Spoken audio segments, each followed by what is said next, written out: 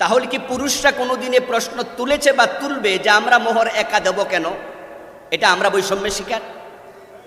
এই প্রশ্ন কোনোদিন কেউ আমরা করিনি, করব না, কারণ আল্লাহ তাআলা দ্বীনে কখনো বৈষম্য থাকতে পারে না।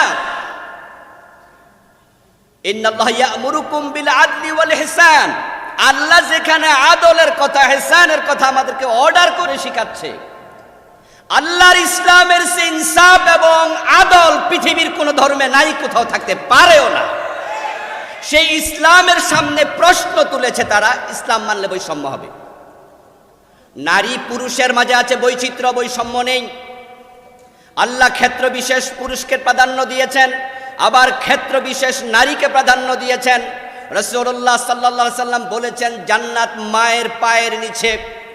এখানে তো বাবার পায়ের নিচে জান্নাত বলা হয়নি, এটা বৈচিত্র্য।